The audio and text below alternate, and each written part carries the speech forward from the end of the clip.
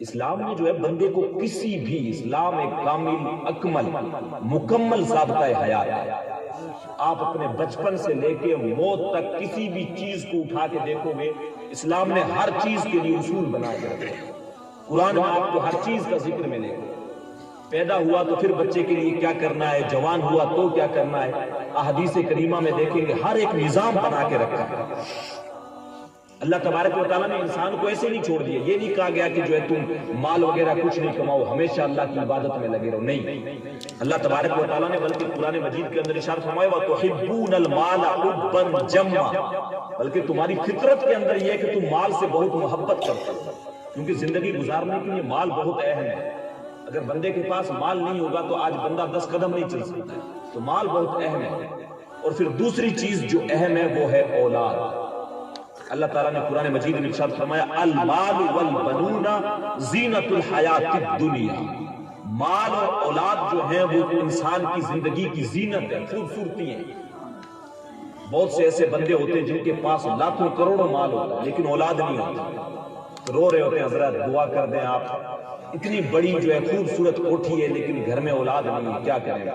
میاں بیوی دونوں اکیلے رہتے ہیں۔ تو اللہ نے ارشاد فرمایا مال بھی انسان کی زندگی میں زینت ہے، اولاد بھی زینت ہے، تو یہ دونوں چیزیں اہم ہیں انسان کے لیے، تو مال بھی کمائیں۔ اچھا اللہ تبارک و تعالیٰ نے آگے کیا ارشاد فرمایا؟ یہ نہیں ارشاد فرمایا ہمیشہ مال کے اندر بندہ لگا رہے، نہ، بلکہ جو ہے یہ کہا کہ اللہ کی عبادت جب تم کر لو، ارشاد فرمایا فَإِذَا قُضِيَتِ الصَّلَاةُ فَانتَشِرُوا فِي الْأَرْضِ وَابْتَغُوا مِنْ فَضْلِ اللَّهِ وَاذْكُرُوا اللَّهَ كَثِيرًا لَعَلَّكُمْ تُفْلِحُونَ۔ ارشاد فرمایا جب تم نماز ادا کر لو، ایسا نہیں مسجد سے اذان آ رہی ہے حی علی الصلاۃ حی علی الفلاح، تم کام دھندے میں لگے ہوئے،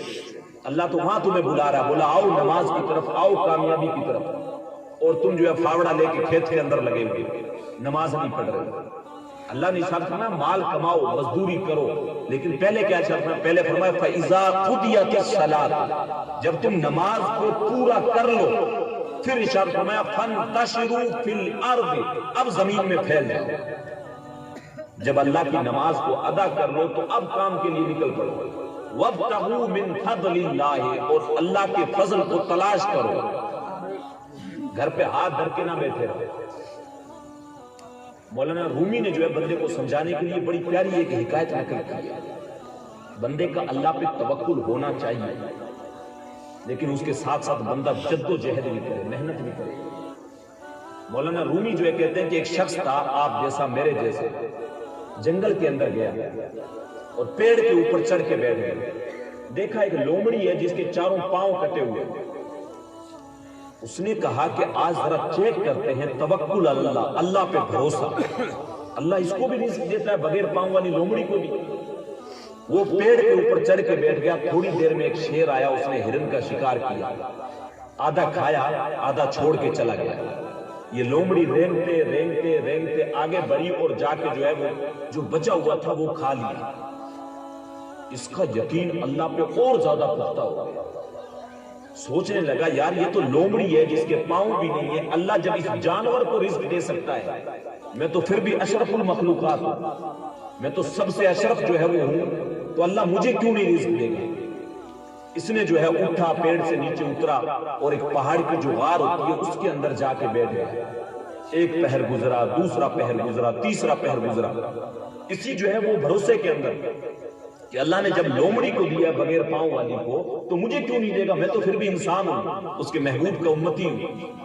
ایک پہر گزرا، دوسرا گزرا، تیسرا گزرا تو ہاتف غیبی سے آواز آئی، او میرے بندے باہر نکل، شیر بن لومڑی نہ بن، باہر نکل، شیر بن لومڑی نہ بن، خود بھی کھا دوسروں کو بھی کھلا۔ تو اللہ کا وعدہ ہے میں تمہیں دوں گا، من جاء بالحسنۃ فلہ عشر امثالها، تم میری بارگاہ میں ایک خرچ کرو گے میں تمہیں 10 دوں گا، میری بارگاہ میں ایک خرچ کرو گے میں تمہیں 10 دوں گا، لیکن پہلے تم نیک نیت سے خرچ تو کرو۔ تم تو مسجد میں بھی سکہ 2 والا بجا کے ڈالتے ہو، اللہ کے نام پہ کسی فقیر کو دیتے ہو جو پھٹا ہوا نوٹ دیتے ہو 10 کا نکال، کسی غریب کو کپڑے بھی دیتے ہو تو وہ جو تمہارے گھر میں پونچھا لگانے والے وہ اٹھا کے دیتے ہو، یہ اللہ کے نام پہ لے جا، نہ चौथे पारे में अल्लाह इरशाद फरमाता है लन तनालुल बिर्रा हत्ता तुनफिकू मिम्मा तुहिब्बून, तुम हरगिज नेकी को पहुंच ही नहीं सकते जब तक जो सबसे प्यारी चीज हो अल्लाह की राह पे नहीं लुटा देते, सबसे तुम्हारे दिल के करीब है। मैं और आप सोचे शादी में बचा हुआ खाना उठा के मदरसे में गरीब बच्चों को भेज देंगे और फिर सोचेंगे नहीं जो है इस पे जो हमें बेहतरीन अजर मिल जाए, बेहतरीन सवाब मिल जाए, तो ऐसा कुछ नहीं।